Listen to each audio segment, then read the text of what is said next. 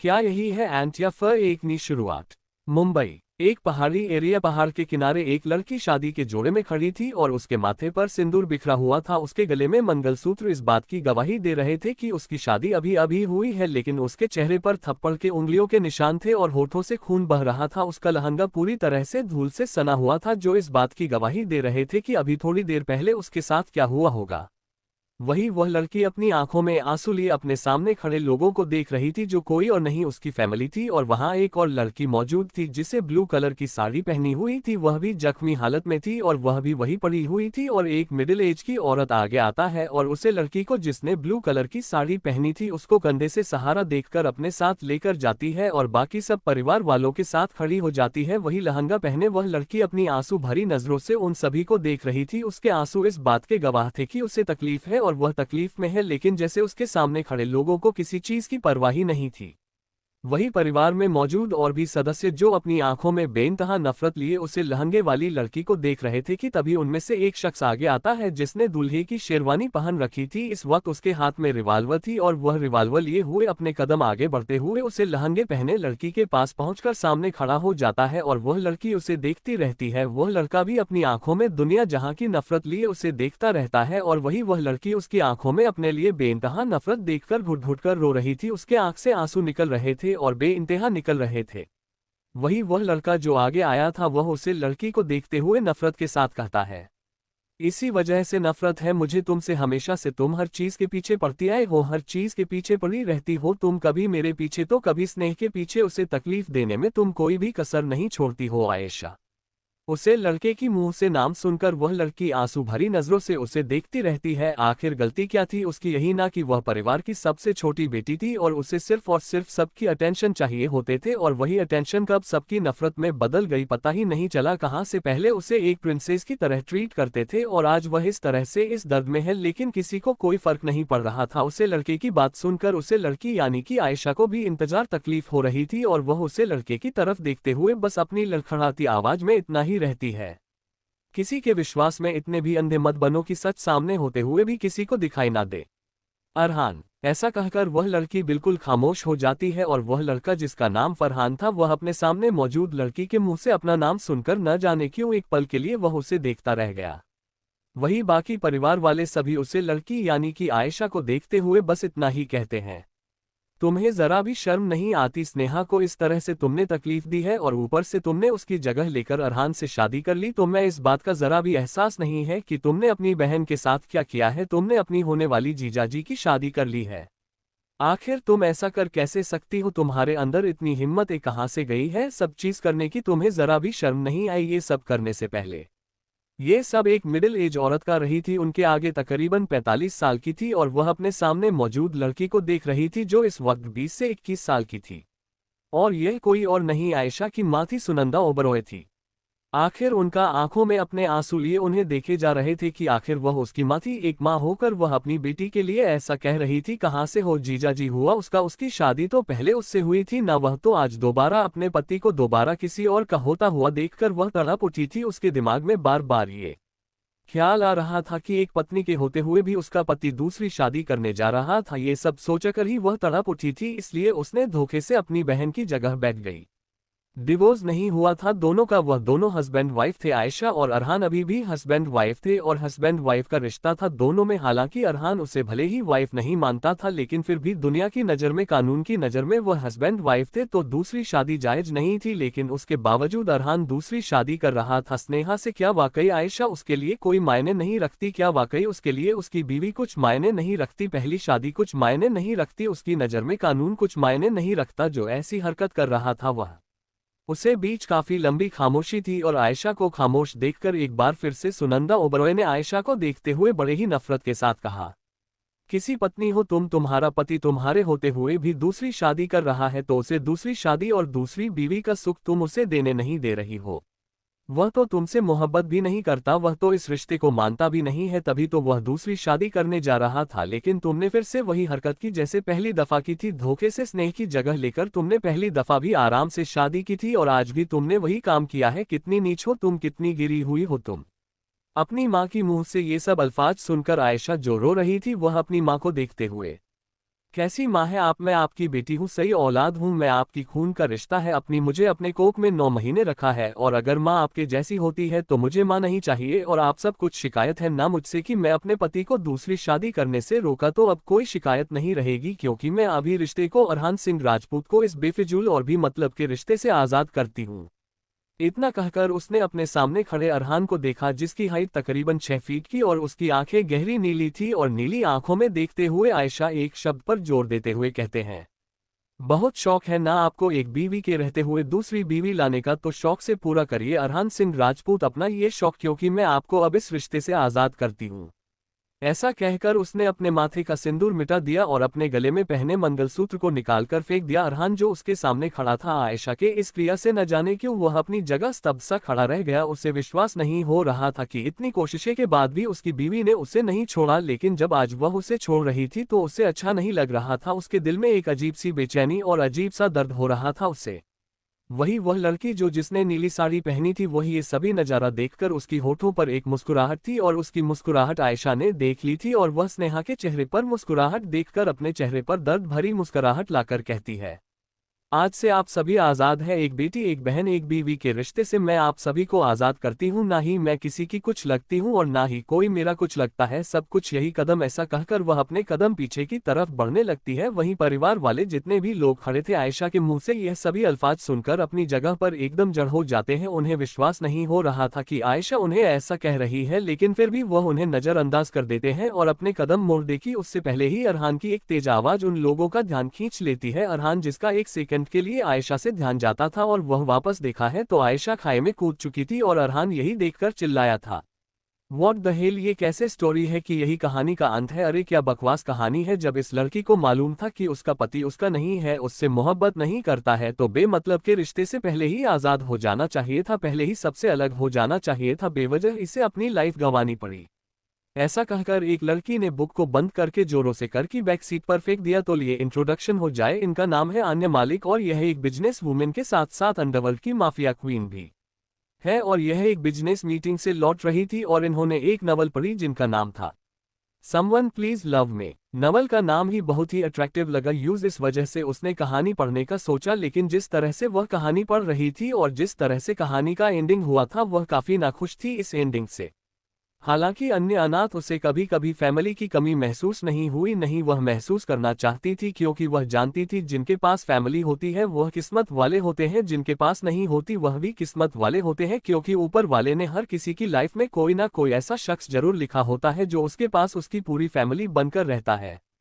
वह खुद में बात करते हुए कह रहे थे, फैमिली ऐसी होती है तो अच्छा है, मेरे पास फैमिली नहीं है और ना ही मुझे चाहिए फैमिली, अगर फैमिली ऐसी हो तो मैं अनाथ ठीक हूँ।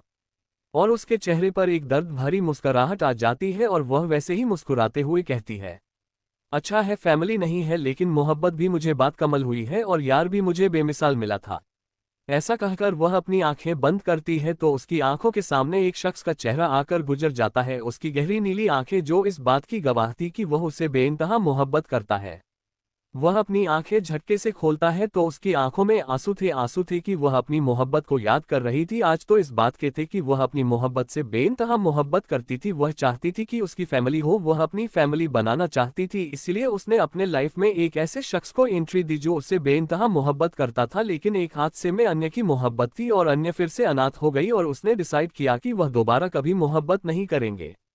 ये सब सोचकर ही अन्य की आंखों में आंसू आ गए और वह अपने हाथों से बड़ी बेरहमी के साथ अपने आंखों से आंसू पूछकर सामने देखने लगती है, और सामने देखते हुए वह एक ही बात कहती है, उनसे मोहब्बत कमाल की होती है जिनका मिलना मुकद्दर में नहीं होता।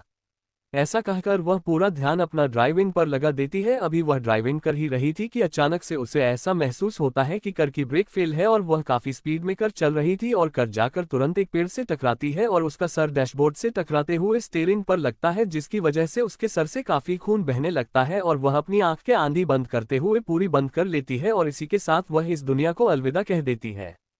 लेकिन वह अलविदा कहने से पहले एक बार फिर उसकी आंखों के सामने इस शख्स का चेहरा आता है जिससे वह बेपनाह मोहब्बत करती थी। वह शख्स उसे देखकर मुस्कुराता है और अन्य भी उसे शख्स को देखकर मुस्कुराती है और इसी के साथ वह अपनी आंखें हमेशा के लिए बंद कर देती है। रीबॉर्न। आन्या मलिक की जब आंखें खुली तो खुद को एक अनजान जगह पर पाया। वह अनजान जगह कोई और नहीं एक बाथरूम का बाथटब था। वह पानी में डूब रही थी। अचानक ही वह एक झटके के साथ पानी से बाहर आती है और इसी के साथ वो काफी गहरी गहरी सांस लेने लगती है, क्योंकि ऐसा लग रहा था जब वह पानी में थी तो उसे अपनी सांस घुटती हुई महसूस हो रही थी।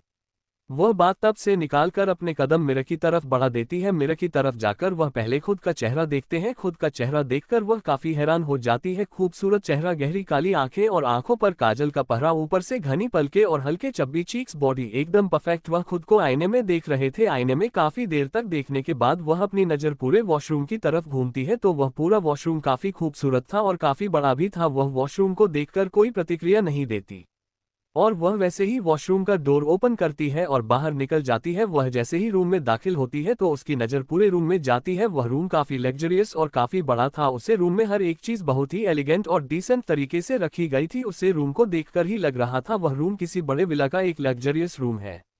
रूम को देखकर वह गहरी सांस लेती है और रूम के बगल में ही एक और डोर था। वह स्लाइड डोर था। वह स्लाइड डोर ओपन करती है तो वह एक बहुत बड़ा और लग्जरियस वॉक इन वार्डरोब था, जिसमें हर फेस्टिवल, हर ऑक्शन के लिए ड्रेस रखी हुई थी। हर तरह के पर्स, सैंडल रखे हुए थे। वह अपने कदम उसे तरफ बढ़ा देती है और जाकर एक सिंपल सा सूट लेती है जो कि एक चिकन करी सूट था और डंबल और प्लाजो के साथ वह उसे चेंज करती है। चेंज करने के बाद वह बाहर आती है तो न जाने क्यों उससे बहुत कमजोरी सी फील हो रही थी, लेकिन वह अपने कदम उसे रूम से बाहर की तरफ निकाल देती है तो पूरे विला में सन्नाटा था और विला में सन्नाटा देखकर उसकी आंखें छोटी हो जाती है। वह समझ नहीं पा रही थी कि आखिर वह है कहाँ। इतना तो समझ गई थी वह कि उसका रिबॉन हुआ है, लेकिन वह है कहाँ ये चीज वह समझ नहीं पा रही थी। वह नीचे पहुंचती है और डाइनिंग टेबल पर जाकर बैठ जाती है। बैठने के बाद वह उसकी नज़र टेबल पर रखे हुए कुछ ब्रेकफास्ट पर जाती है और केलॉग एस और मिल्क पर जाती है तो वह एक बॉल में क्या डॉग्स लेकर उसमें मिल्क डालकर आराम से उसे खाती है और उसके बाद जब उसे लगता है कि हाँ उसका पेट भर गया है तो वह अपनी जगह से खड़ी होती है और उसे पूरे विल को देखने लगते हैं।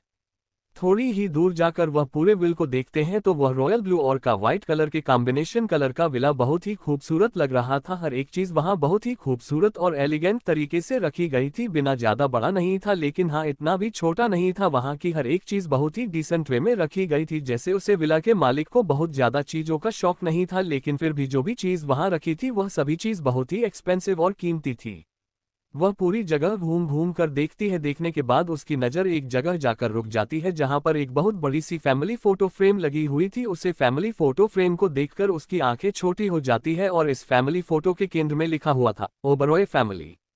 नाम को पढ़कर अचानक ही उसके दिमाग में कुछ पुरानी चीज रेल की तरह घूमने लगती है, जैसे एक औरत का एक 4-5 साल की बच्ची को घसीटकर उसे बड़े से मिला से बाहर करना और वह बच्ची का रोना भी लगाते हुए सबसे कहना। और उसके बाद कुछ सालों बाद का सीन, एक लड़की को किसी ने बहुत बुरी तरीके से बेल्ट से मारा था। ये सभी सीन उसके दिमाग में घूमने लगता है और वह अपना दिमाग पकड़ लेती है और अचानक ही कुछ चीज है बहुत ही तेजी से उसके दिमाग में घूमने लगती है और वह इन सब चीजों से संभाल नहीं पाती। अचानक बेहोश होकर गिर जाती है।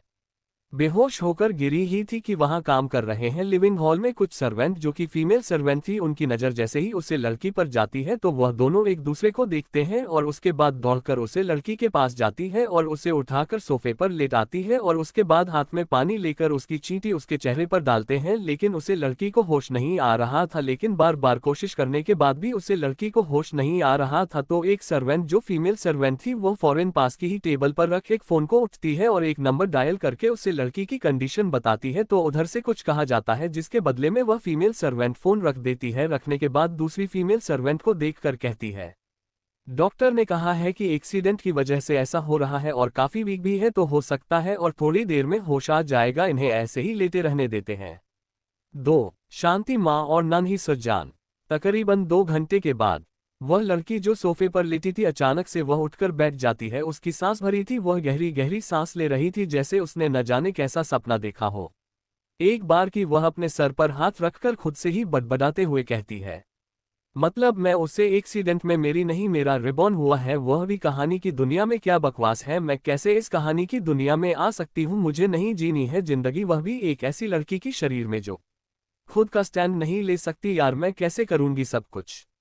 और फिर ऊपर बड़ी बेबसी के साथ देखते हुए भगवान जी से शिकायत करते हुए कहती है, भगवान जी, आप मेरे साथ ऐसा बिल्कुल नहीं कर सकते। आपको जन्म देना ही था तो मुझे किसी और के शरीर में देते ही। यह क्या है, मैं किसके शरीर में आई हूँ? आयशा ओबरॉय, जो ओबरॉय फैमिली की बेटी है, लेकिन उसे कभी हक नहीं मिला अपनी बेटी होने का, और ना ही कभी ओवरऑल फैमिली ने उसे अपनी बेटी मन नहीं, कभी एक बेटी बहन और यहाँ तक कि बीवी का भी दर्ज नहीं मिला है। मैं कैसे सब कुछ करूंगी? मुझे नहीं झेल जाते ये सब रिश्ते। फिर कुछ देर रुककर दोबारा अपना सर नीचे झुककर बड़ी रुआसी आवाज में कहती है, आप जानते हैं ना, मेरी कभी कोई फैमिली नहीं रही है उस दुनिया में। मैं इन सब रिश्तों पर विश्वास नहीं रखती, और जिस तरह से इस लड़की को दुख और दर्द तकलीफें मिली है, उसी तरह से मैं ये सब चीज हैंडल नहीं कर पाऊंगी। ये सब सोचकर वह अपनी आंखें बंद करती है तो उसकी आंखों के सामने एक चेहरा आकर गुजर जाता है। उसे चेहरे को देखकर अन्या यानी कि आयशा जो थी, वह गहरी सांस लेती है और खुद से ही कहती है, अब इस दुनिया में आ गए हैं तो यहाँ ही सही, इस दुनिया के ही होकर रह जाएंगे, और मैं सब चीज हैंडल करने की पूरी कोशिश करूंगी। जो चीज मेरे बस में होगी कि मैं उसको सही करता हूँ तो मैं पूरी शिद्दत के साथ उसे सही करूंगी, लेकिन अगर वह चीज मेरे हक में नहीं है तो मैं उसे चीज से, उन रिश्तों से दूर रहना बेहतर समझूंगी। ऐसा कहकर वह याद करती है कि कब कैसे क्या हुआ है और वह इस वक्त नवल के कौन से पड़ाव पर है। बहुत याद करने पर उसे याद आता है कि आज से एक हफ्ते बाद अरहान सिंह राजपूत की एंगेजमेंट थी, और राजपूत विला में जब अरहान के एंगेजमेंट की बात हो रही थी तब आयशा वहीं मौजूद थी, और कल ही तो बात हुई थी, और अपने सामने अपने हस्बैंड की दूसरी शादी का जिक्र सुनकर उसे बहुत तकलीफ हुई थी। वह चाहकर भी किसी को कुछ समझ नहीं पा रही थी। उसे उम्मीद थी कि कम से कम उसके फैमिली वाले, ना सही उसके ससुराल वाले ने सही, काम से कम उसका हस्बैंड तो उसे समझेगा, लेकिन उसके हस्बैंड ने भी इस बारे में कुछ नहीं कहा, और ना ही वह कहना चाहता था। वह खामोशी से सब कुछ देख रहा था, जो हो रहा था होने दे रहा था, जैसे सभी चीजों में उसकी रजामंदी शामिल हो। और आयशा कल ही गुस्से में अरहान से बाकी सब फैमिली वालों से लड़ाई करके निकली थी और यहाँ अपने पर्सनल विला थी। इस विला के बारे में किसी को भी नहीं पता था, और ना ही आयशा ने कभी किसी के सामने इस विला का जिक्र किया था। आयशा की ऐसी बहुत सी हिडन आइडेंटिटी है जिसके बारे में किसी को भी नहीं मालूम, लेकिन वह हमेशा सबसे सच छुपा कर रही है। लेकिन कल जब वह बहुत अकेला फील कर रही थी तो वह अपने विला आने के बाद उसने अपने रूम में जाकर अपने बातब में ही जान देने की कोशिश की। तब तो यहाँ इस विला में काम कर रही फीमेल हेड सर्वेंट ने, जो आयशा की बेहद करीब थे और आयशा भी उनके बेहद करीब थी, वह आयशा को रूम में बुलाने गई थी। लेकिन जब रूम में गई तो आयशा में कहीं नहीं मिली, लेकिन उन्होंने वॉशरूम चेक किया तो वहाँ आयशा डूबती हुई मिली। उन्होंने उससे बचा लिया था, और आयशा को जब सुबह होश आया तो उसने दोबारा खुद की जान लेने की कोशिश की। इस वक्त आयशा की डेथ हो गई और आयशा की बॉडी में अन्य की सोल आ गई। अब से अन्य को आयशा ही कहेंगे। ये सब सोकर आयशा जो सोफे पर बैठी हुई थी वह गहरी सांस लेती है और अपनी जगह से उठती है तो उसकी नज़र उसे पूरी लिविंग हॉल की तरफ जाती है, जहां कोई भी नहीं था, लेकिन किचन से कुछ आवाज़ जरूर आ रही थी, और वह किचन की तरफ अपने कदम बढ़ा देती है क्योंकि उसे भूख लग रही थी काफ़ी।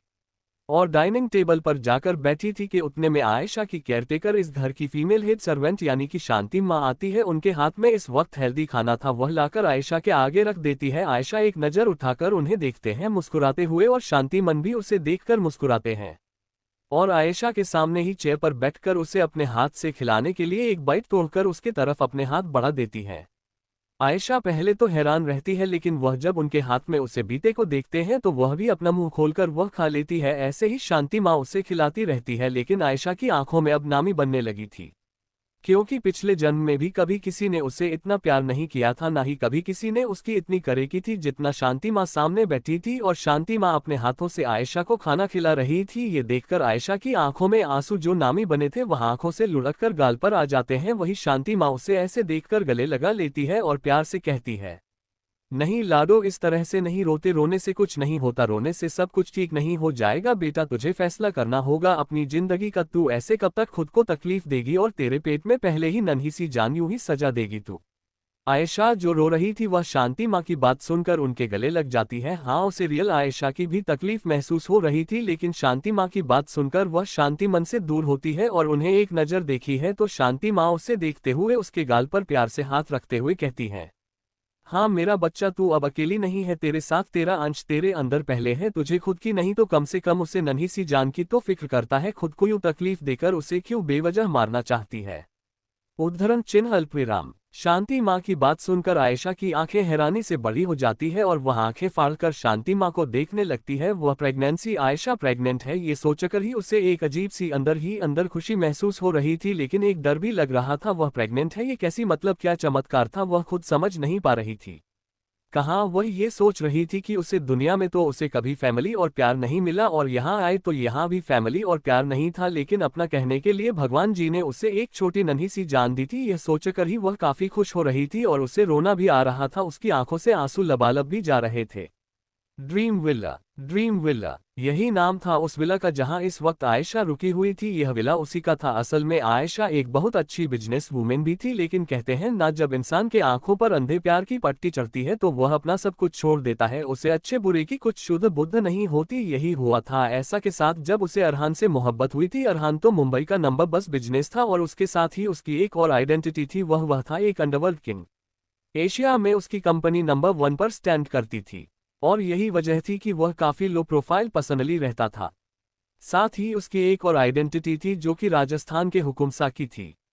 राजवंश और ओबरॉय फैमिली का इंट्रोडक्शन इसी चैप्टर में होगा, लेकिन थोड़ा आगे चलकर। अब आते हैं कहानी पर। शांति माँ ने जब से आयशा से यह कहा था कि वह अकेली नहीं है, उसके पेट में भी उसके अंदर एक नन्ही जान पड़ रही है, ये सोचकर ही उसे एक अजीब सी खुशी, एक अजीब सा ठहराव अपनी जिंदगी में महसूस हो रहा था। ये सोच सोचकर ही उसकी आंखें नम हो रही थी कि अब उसकी जिंदगी में कोई तो है जिससे वह अपना कहेगी, जो उसका अपना होगा, जो उसके वजूद से जुड़ा होगा, जो उसकी जिंदगी में मायने रखता होगा।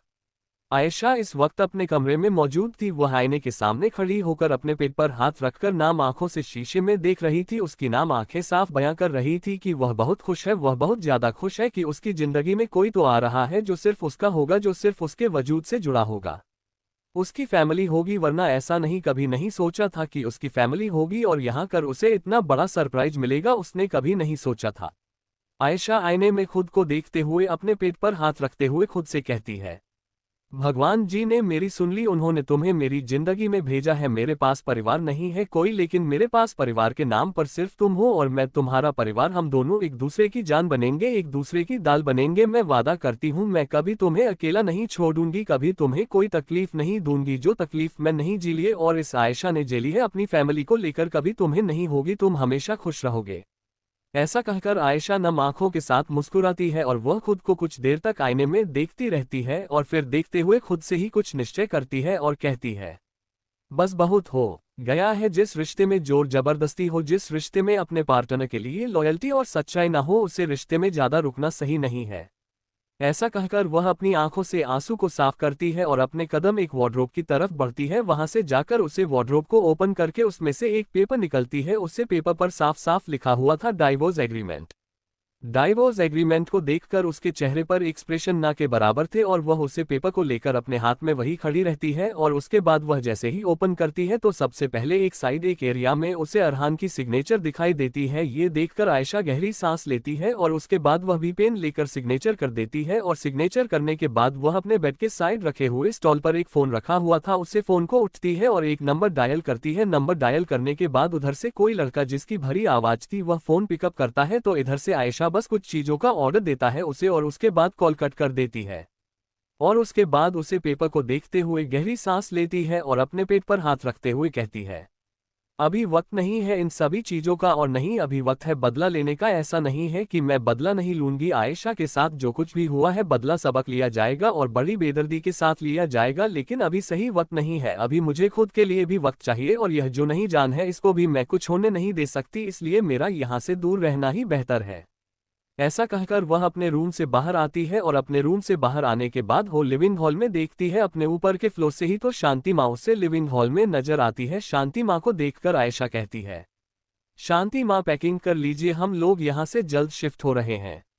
शांति माँ ऐसे अचानक आयशा का सवाल सुनकर हैरान हो जाती है क्योंकि आयशा अक्सर है जब से उसने अरहान से शादी की थी तब से वह इस ड्रीम विला में लगभग ना के बराबर ही आती थी और इसके बारे में वैसे भी किसी को नहीं पता था, लेकिन वह यहाँ नहीं रहना चाहते थे। यहाँ रहती तो अरहान जरूर पता लगा लेता कि आयशा है कहाँ, इसलिए वह इन सभी चीजों को यहाँ पर छोड़कर यहाँ से दूर जाना चाहती थी क्योंकि अभी उसे खुद के लिए वक्त चाहिए था और जो उसके अंदर पाल रही है नन्ही सी जान उसके लिए भी चाहिए था। इन सब में उसे नन्ही सी जान को चोट नहीं पहुंचा सकती थी। वह जानती थी कि यह लड़ाई छोटी नहीं है, काफी लंबी है और उसे लड़ाई लड़ने के लिए खुद को मजबूत बनाना था। आयशा अपने रूम में आती है, थोड़ी देर में वह एक पेपर में कुछ लिखकर उसे डिवोर्स एग्रीमेंट फाइल पर रख देती है और उसके बाद नीचे की तरफ चली जाती है। वह जब नीचे आती है तो लिविंग हॉल में एक 26-27 साल का लड़का वहां मौजूद था। उसे लड़के को देखकर आयशा के कदम रुक जाते हैं। उसे लड़की को देखते हैं जिसे वह लगभग पहली दफा देख रही थी, लेकिन वह लड़का अपने सामने खड़ी आयशा को देखकर उसकी आंखों में नमी आ जाती है, क्योंकि यह लड़का कोई और नहीं आयशा का असिस्टेंट था और उसका नाम था आर्यन रहेजा। यह आयशा का असिस्टेंट भी था और बहुत अच्छा दोस्त भी था। वह अपने कदम आयशा की तरफ बढ़ा देता है और आयशा के गले लग जाता है। आयशा भी उसे अपनी गले लगा लेती है। थोड़ी देर बाद दोनों अलग होते हैं और आयशा आर्यन की तरफ एक फाइल बढ़ा देती है। उसे फाइल को देखकर आर्यन कंफ्यूज नजरों से आयशा को देखने लगता है, तो आयशा उसकी कंफ्यूजन क्लियर करते हुए कहती है, तुम सही कहते थे आर्यन, जबरदस्ती के रिश्ते में रहना और जबरदस्ती रिश्ते में किसी को बांधे रखना बहुत गलत है, इसलिए मैं जबरदस्ती के रिश्ते से अरहान को आजाद कर रही हूँ। और तुम ये फाइल है जाकर अरहान को दे देना। और इस फाइल में एक लेटर भी है, वह लेटर 2 है और एक ओबरॉय फैमिली को देना, एक अरहान को देना। आयशा इतना कहकर मुस्कुराती है तो आर्यन भी उसकी बात पर मुस्कुरा देता है और उसके बाद आयशा शांति माँ की तरफ देखती है जो लगभग एक सूटकेस लेकर तैयार थी और ऐसा भी उन्हें देखकर मुस्कुराते हैं और अपने कदम वहां से बाहर की तरफ बढ़ा देती है। बाहर जाने के बाद बाहर एक कर खड़ी थी। कर में बैठकर आयशा, आर्यन और शांति माँ तीनों बैठ जाते हैं और उसके बाद उनकी कर अपनी मंजिल की ओर चल पड़ती है। आयशा और दादाजी की बात अब आगे। आयशा इस वक्त शांति माँ और आर्यन के साथ अपनी कर में बैठकर उसकी कर अपनी मंजिल की तरफ चल पड़ती है। वह दोनों की कर कुछ ही पल में आकर एयरपोर्ट के बाहर रुकती है। आर्यन उस सवाल करने की कोशिश करता है, लेकिन उससे पहले ही आयशा उसके सवालों को समझकर कहती है, मैं जानती हूँ तुम्हारा सवाल क्या है, लेकिन तुम्हारे सवाल का जवाब अभी तुम्हें थोड़ी देर में मिल जाएगा। ऐसा कहकर आयशा कर से उतरकर शांति माँ की तरफ देखती है तो शांति मन भी कर से उतर जाती है। आर्य भी कर से उधर जानता है। वह तीनों एक जगह खड़े ही हुए थे कि थोड़ी देर में एक कर आकर वहां रुकती है और उसका गेट ओपन होता है और गेट ओपन होने के बाद उसमें से एक अधेड़ उम्र के व्यक्ति, जिनकी आगे यही कोई 65 साल की थी, वह अपनी छड़ी के सहारे बाहर आते हैं और उन्हीं के साथ एक जिनकी उम्र 45 साल की थी, वह शख्स बाहर आते हैं। बड़े वो बात करें उनकी, यह कोई और नहीं आयशा के दादाजी कुलभूषण ओबरॉय है और उनके साथ जो है वह उनके पर्सनल असिस्टेंट राम आचार्य है। ये दादाजी के बहुत भरोसेमंद आदमी है। दादाजी अपनी छड़ी के सहारे आयशा के पास आते हैं। आयशा उन्हें देखती रहती है और अपने कदम उनकी तरफ बढ़कर गले लग जाती है। यह इमोशन अन्य की नहीं, पुरानी आयशा के थे, जो अपने दादा को देखकर वह खुद पर कंट्रोल नहीं रख पाए और दादाजी के गले लग गई और रोने लगी। दादाजी भी उसे अपने गले लगाए हुए थे। उसके सर पर प्यार से हाथ फेरते हैं। उसकी रोने की आवाज जब वह सुनते हैं तो दादाजी अपनी आंखें बंद कर लेते हैं, क्योंकि वह भी जानते थे कि आयशा के साथ अच्छा नहीं हुआ है, बुरा ही हुआ है। दादाजी आयशा को संभालते हुए कहते हैं, रोने की जरूरत नहीं है बेटा, मैं खुश हूं कि तुमने कम से कम अपनी सेल्फ रिस्पेक्ट को आगे रखकर तुमने बहुत अच्छा फैसला लिया है। तुम यहाँ से दूर जा रही हो, बस खुद का ख्याल रखो, इसके अलावा मुझे कुछ नहीं चाहिए। अगर तुम्हें ओबरॉय फैमिली से दूर रहकर खुशी मिलती है, सुकून मिलता है, तो मैं तो यही चाहूंगा कि मेरी प्यारी पोती सुकून में रहे, खुशियों से मिलती रहे, भगवान से यही दुआ है। ऐसा कहकर दादाजी आयशा को देखते हैं, जिसे अब रोना बंद कर दिया था। वह खुद पर ही हैरान थी कि वह अपने इमोशंस को कंट्रोल क्यों नहीं कर पा रही है, लेकिन वह समझ गई थी कि यह उसके नहीं आयशा के इमोशन है जो अपने दादाजी को सामने देखकर बयान कर रही थी। आयशा दादाजी की तरफ देखती है और आर्यन के हाथ में जो फाइल थी उससे फाइल को लेकर दादाजी के हाथ में देखते हुए अपनी आवाज में रहती है, दादाजी आप यह शायरी Oberoi family and Rajput family को मेरी तरफ से स्पेशल गिफ्ट दीजिएगा और यह फाइल खासतौर से श्री अरहान सिंह राजपूत के हाथ में दीजिएगा। वह बहुत खुश होंगे। वह तो क्या, दोनों फैमिली के सारे मेंबर बहुत खुश होंगे इस चीज को देखकर, क्योंकि मैं उनकी वह मांगी मुराद पूरी कर दी है जो उन्होंने मुझे करी थी।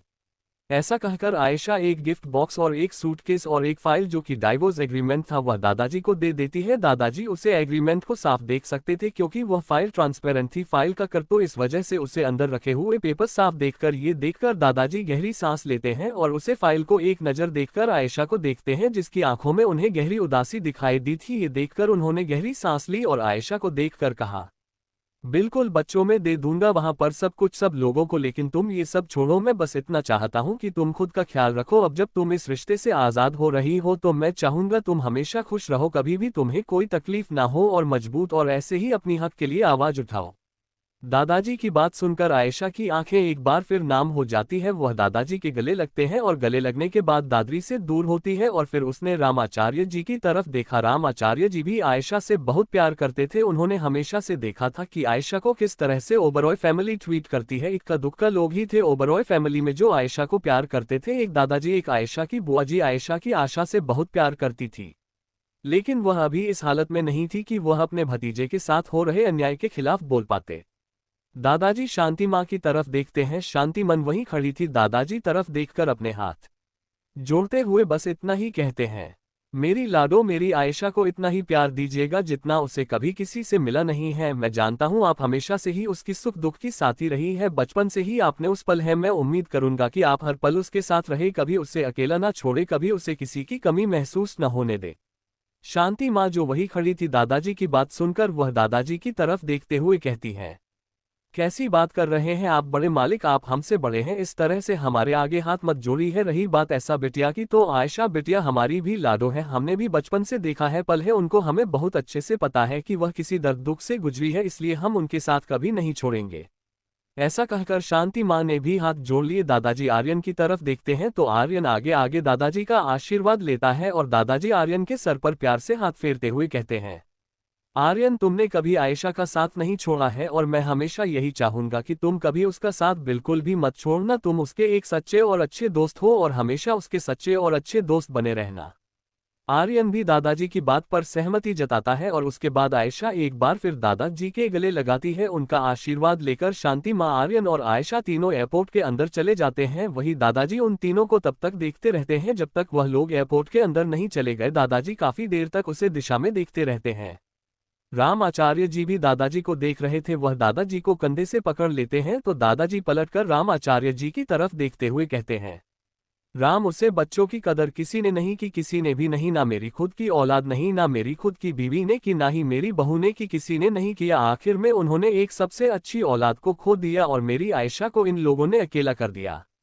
ऐसा कहकर दादाजी ने जो अब तक खुद को संभाल रखा था, उनकी आंखों में आंसू जो अब तक नहीं थे लेकिन अब आंखों से गल तक का सफर तय कर लेते हैं और वह लड़खड़ा कर गिरते उससे पहले ही राम आचार्य जी उन्हें संभाल लेते हैं और संभालते हुए कर की तरफ ले जाते हैं और दादाजी की बात का जवाब देते हुए कहते हैं, बड़े मालिक, छोटा मुंह बड़ी बात, लेकिन ऐसा बिटिया जहां रहती तो और टूट जाती है और शायद वह खुद की जान भी ले लेती। कल ही मुझे डॉक्टर वर्मा का कॉल आया था, उन्होंने 2 बार अपनी जान लेने की कोशिश की है। इससे अच्छा तो यही है ना कि वह यहाँ से चली जाए और उनकी जिंदगी सुरक्षित रहे। वह सुरक्षित रहे, भले ही वह आपसे दूर रहे, लेकिन हमेशा सुरक्षित और खुश तो रहेंगे।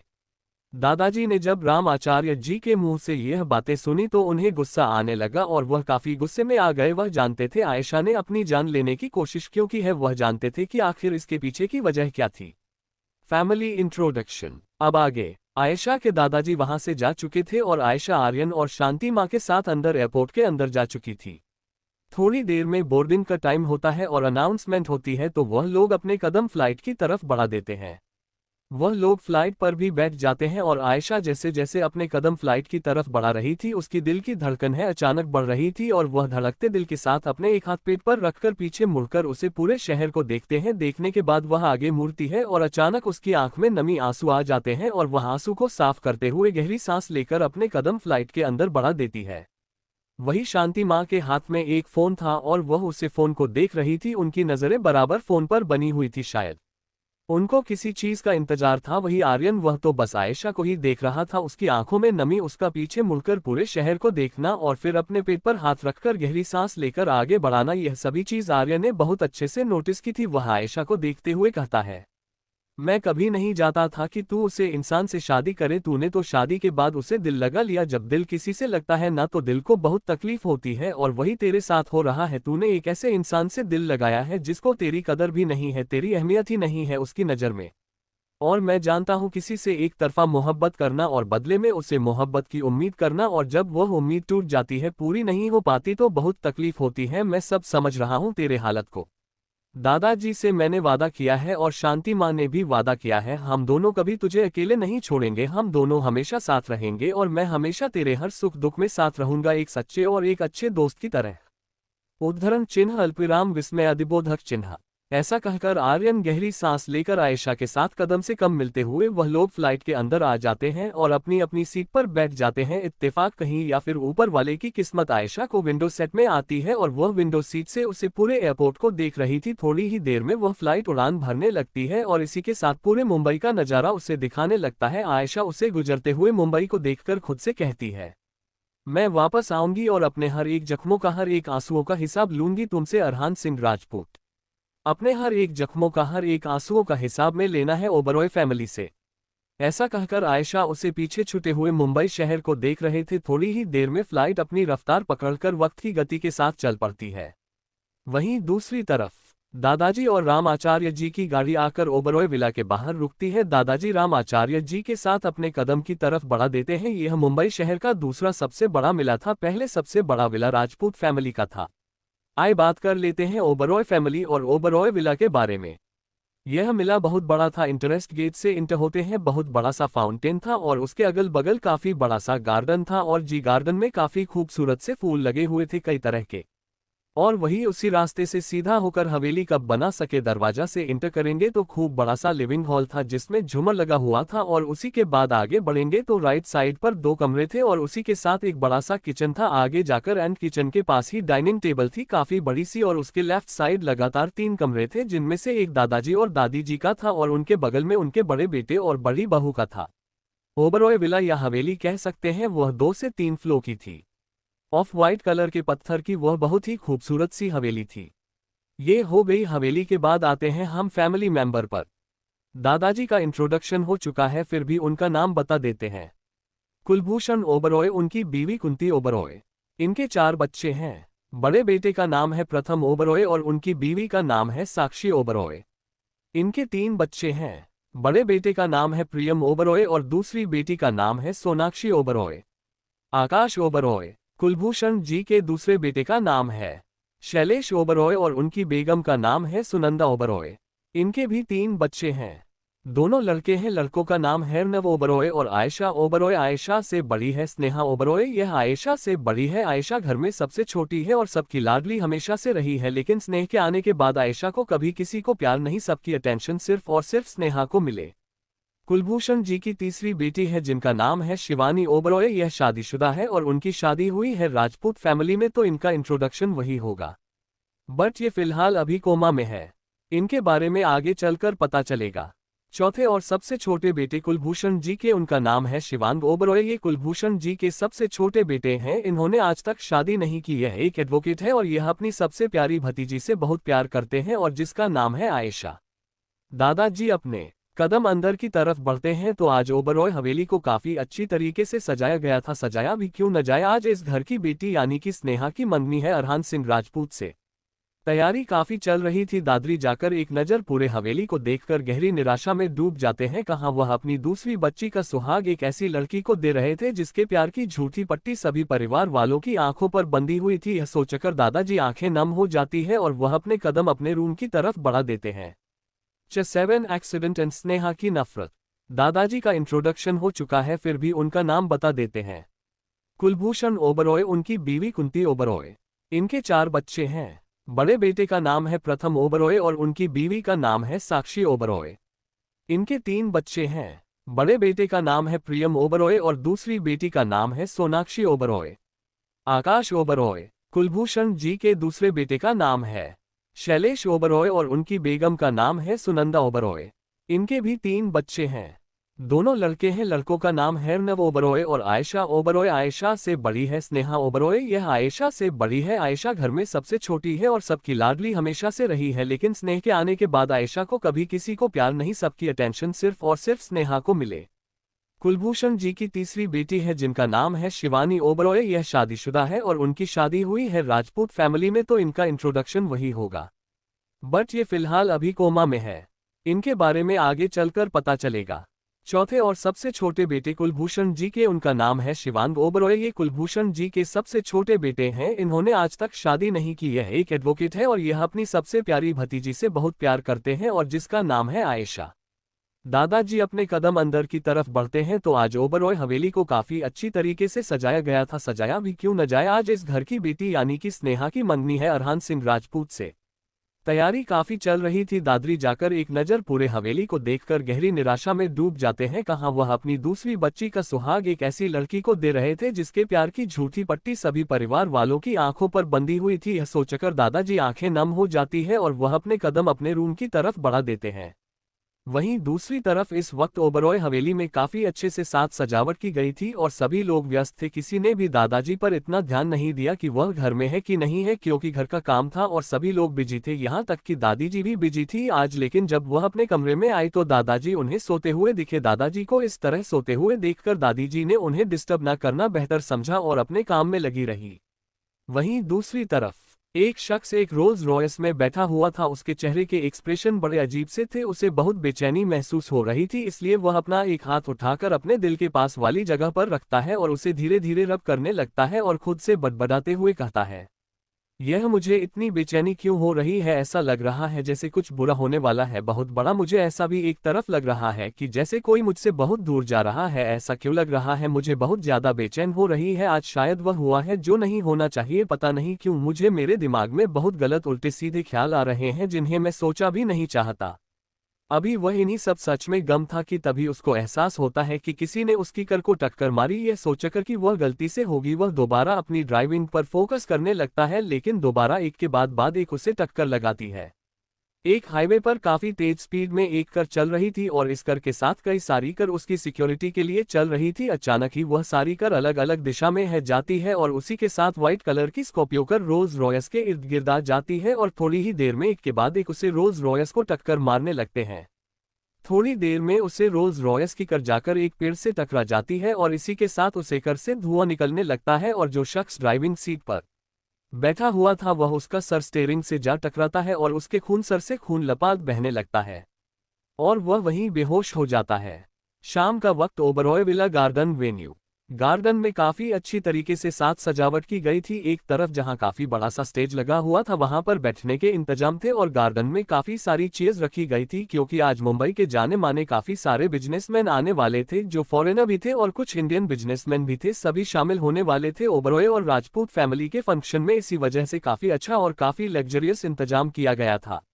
धीरे धीरे करके सभी गेस्ट आना स्टार्ट हो गए थे और सभी लोग रेडी होकर गार्डन में आ चुके थे। यहाँ तक कि राजपूत फैमिली भी आ चुकी थी, बस दूल्हे को छोड़कर, जो कि मैं था। बाकी सभी वहां इकट्ठा थे। सभी लोग इकट्ठा थे और सभी ने काफी अच्छे अच्छे कपड़े पहने थे, काफी महंगी ज्वेलरी पहनी थी। आखिर वह मुंबई के सबसे बड़े खानदान परिवार की बहुएं और बेटियां ही थी। वही स्नेहा का तो क्या ही कहना, उसने इस वक्त एक गाउन पहन रखी थी जिसके ऊपर गोल्ड से वर्क किया गया था, जो कि प्योर गोल्ड थी, और उसने डायमंड की ज्वेलरी पहन रखी थी। यहाँ तक कि उसने डायमंड का तियारा भी पहन रखा था। हालांकि स्नेहा खूबसूरत थी, लेकिन इतनी भी नहीं। उसकी खूबसूरती उसके मेकअप की वजह से। खैर, इसी सब में उभरा फैमिली के सभी सदस्य इकट्ठा थे। दादाजी भी राम आचार्य जी के साथ वहीं पर एक किनारे पर बैठे हुए थे। राजपूत फैमिली का इंट्रोडक्शन हो जाए। शंकर सिंह राजपूत और ये दादाजी हैं और उनकी बेगम साहिबा अब इस दुनिया में नहीं है, इसलिए यह अकेले ही है और इनको सिर्फ 3 बच्चे हैं और तीनों लड़के हैं। सबसे बड़े बेटे का नाम है अभिजीत सिंह राजपूत, उनके पत्नी के नाम है सोनम सिंह राजपूत। इनके 2 बच्चे हैं, एक है अरहान सिंह राजपूत सबसे बड़ा बेटा, और उसके बाद है एक आदित्य सिंह राजपूत छोटा बेटा। अरहान की उम्र 28 साल है, आदित्य की उम्र 25 साल है। अभिराम सिंह राजपूत, साधना सिंह राजपूत, इनका एक लड़का है और एक लड़की है। इनके 2 ही बच्चे हैं और लड़की का नाम है काशवी सिंह राजपूत और लड़के का नाम है आरव सिंह राजपूत। अधिराज सिंह राजपूत, शिवानी सिंह राजपूत, यह ओबरॉय फैमिली की बेटी है। इनका एक ही बेटा है जिसका नाम है विराज सिंह राजपूत। विराज, आरव, काशवी और आदित्य ये सभी आयशा से नफरत करते हैं, क्योंकि इन्हीं की वजह से विराज की मम्मी यानी कि शिवानी जी कोमा में है। खैर, ये हो गया इंट्रोडक्शन और आई होप आप लोग कंफ्यूज बिल्कुल भी नहीं होंगे। अभी वहां खुशी भरा माहौल था ही कि तभी राजपूत फैमिली के हेड शंकर दादाजी के पास कॉल आता है। शंकर दादाजी जैसे ही कॉल पर करते हैं, उधर से कुछ कहा जाता है जिसे सुनकर उनकी हालत खराब हो जाती है और उनके पास खड़े उनके तीनों बेटे जब अपने पिताजी की ऐसी हालत देखते हैं तो वह परेशान हो जाते हैं। और अभिराम जी तुरंत फोन अपने काम से लगते हैं, तो उधर की बात सुनने के बाद उनके भी चेहरे के एक्सप्रेशन हैरानी में बदल जाते हैं। अभी वह कुछ कहते या करते उससे पहले ही उनके पिताजी यानी कि शंकर सिंह राजपूत जो थे वह बेहोश होकर गिरते, उससे पहले ही उनके तीनों बेटे उन्हें संभाल लेते हैं और इन्हीं सब चीजों के बीच काफी भगदड़ हो जाती है। और दादाजी जो वहां बैठे थे अपने दोस्त की ऐसी हालत देखकर वह भी अपनी जगह से खड़े हो जाते हैं। तभी आदित्य जल्दी से होश में आता है दादाजी और अपने पिताजी की तरफ देखा है तो सभी को कहता है कि जल्दी से लेकर चले, तो वह लोग भी अस्पताल की तरफ निकल जाते हैं।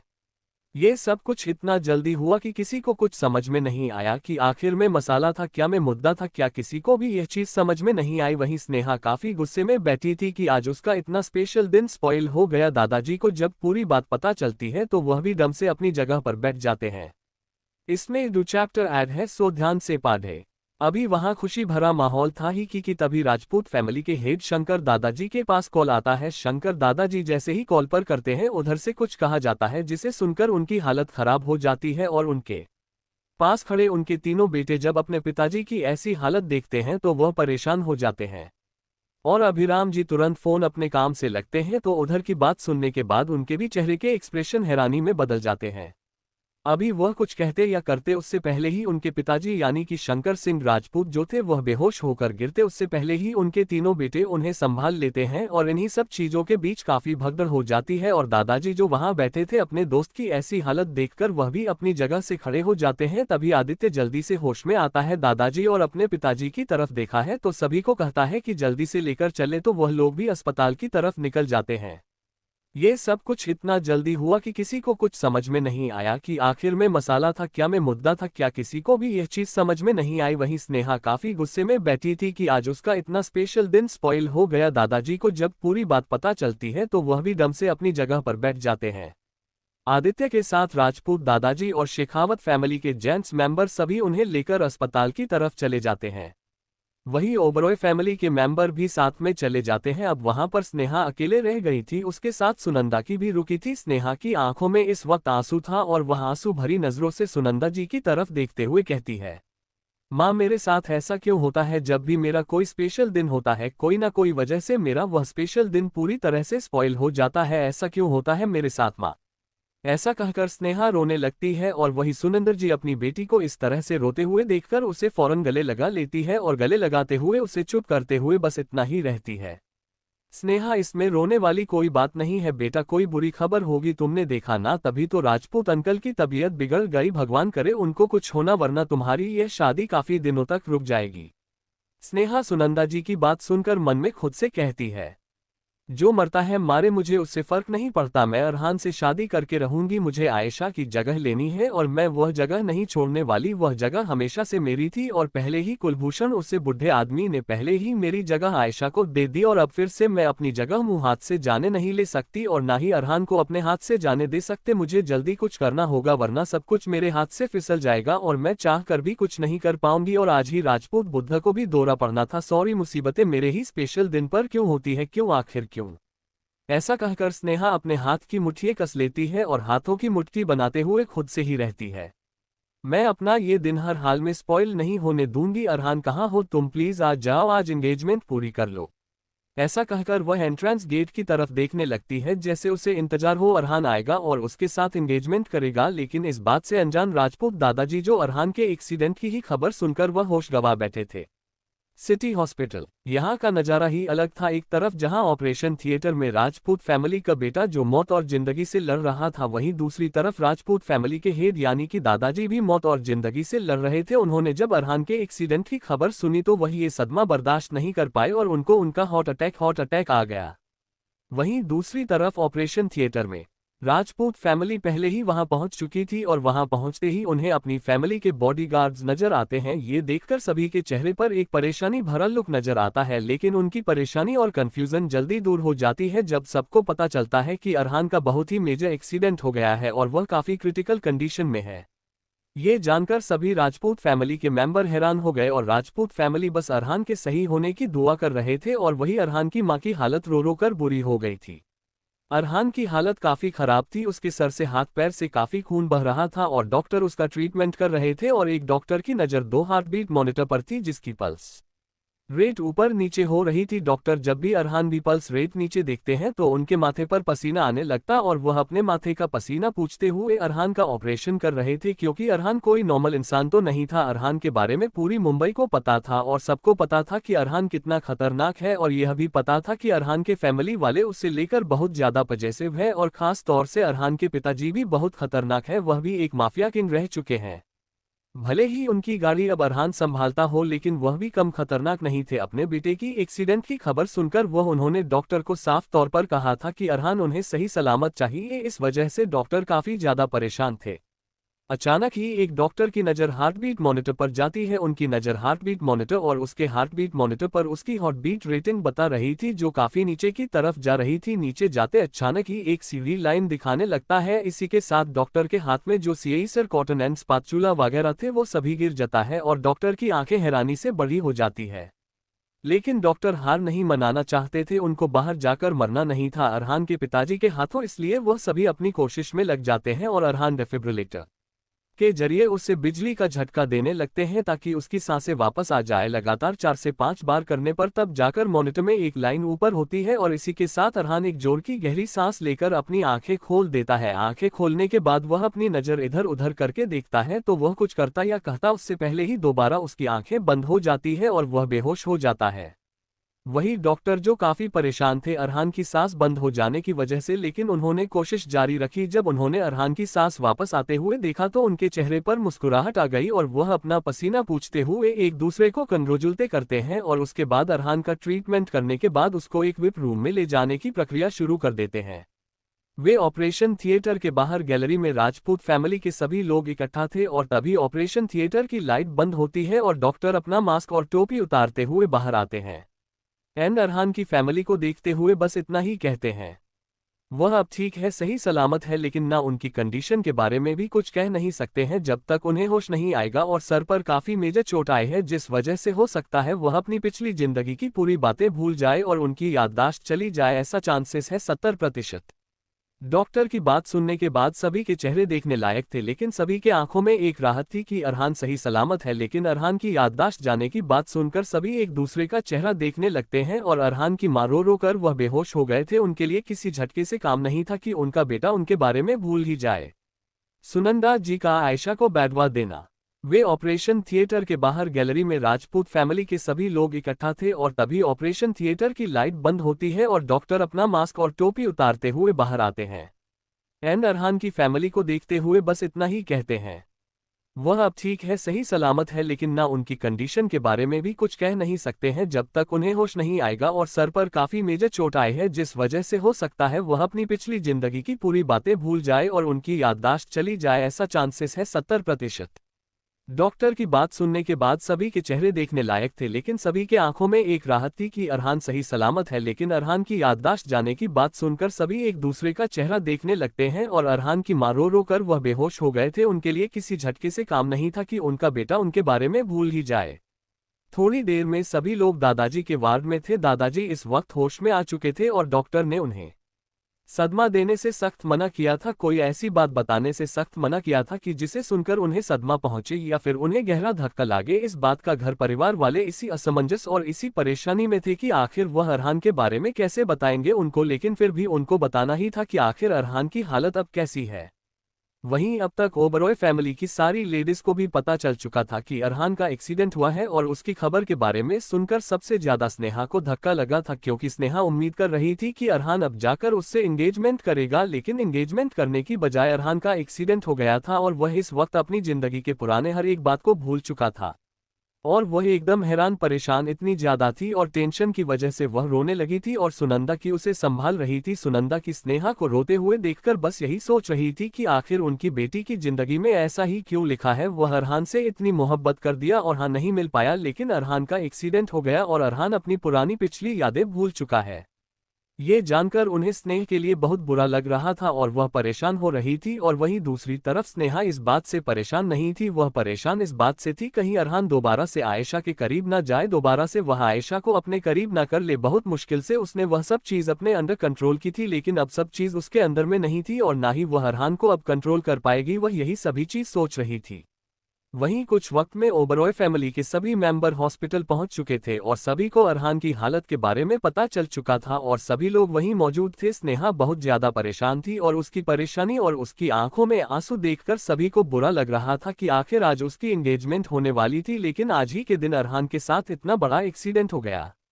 लेकिन सुनंदा की स्नेहा को इस तरह से परेशान होता हुआ देखते हैं तो उसकी तरफ देखते हुए कहती हैं, तुम्हें परेशान होने की जरूरत नहीं है स्नेहा, अरहान को सब कुछ जल्दी याद आ जाएगा और तुम देखना तुम्हारी शादी हो गई, अरहान से परेशान मत हो बेटा। स्नेहा सुनंदा जी की तरफ देखते हुए कहती, माँ ये सब कुछ आयशा की वजह से हुआ है, सब कुछ हो मेरी खुशियाँ बर्दाश्त ही नहीं कर पाती, आखिर उसकी काली नज़र मेरी खुशियों पर लगी गई माँ, उसकी वजह से खराब हो गया, देखा ना आपने अरहान को क्या हो गया, अपनी पिछले पूरी यादें भूल चुका है माँ, सब कुछ भूल चुका है वह, और उसी में भी नहीं याद रह पाऊंगी, फिर मुझे भी भूल गया होगा, सब कुछ भूल गया सिर्फ और सिर्फ आयशा की वजह से। स्नेहा ने एक बार फिर आयशा के नाम पर यह बिल फाड़ दी थी कि यह सब कुछ आयशा की वजह से हुआ, लेकिन आयशा तो क्या उसकी वजूद तक कोई यह चीज़ खबर नहीं थी कि ऐसा कुछ होने वाला है, और ना ही वह जानती थी और ना ही जानना चाहती थी कि किस क्या हुआ है, वह तो यहाँ थी ही नहीं। स्नेहा ने यह बात सबके सामने कही थी जिससे सबके दिलों में एक बार फिर आयशा के लिए नफरत भर जाए, और यही हुआ, सबको इसकी इन सब पूरे चीज़ों की जिम्मेदार आयशा ही लगे, क्योंकि ऐसा यहाँ मौजूद थी ही नहीं, उन सबको यही लग रहा था कि आयशा की वजह से ही यह सब चीज़ हो रही है। वही सुनंदा की स्नेहा की बात सुनकर गुस्से भरी आवाज में उसकी बातों का जवाब देते हुए कहती है, तुम ठीक कह रही हो स्नेहा, ये सब कुछ कल मुही और बेगैरत लड़की की वजह से हुआ है। पता नहीं क्यों तुम्हारी ही खुशियों को वह नजर लगती है, मर क्यों नहीं जाती वह, मारकर चली क्यों नहीं जाती इस दुनिया से, हो क्यों हमारी खुशियों को, क्यों हमारे घर में जो भी खुश होने वाला होता है अच्छा उसे देखकर वह जलती है।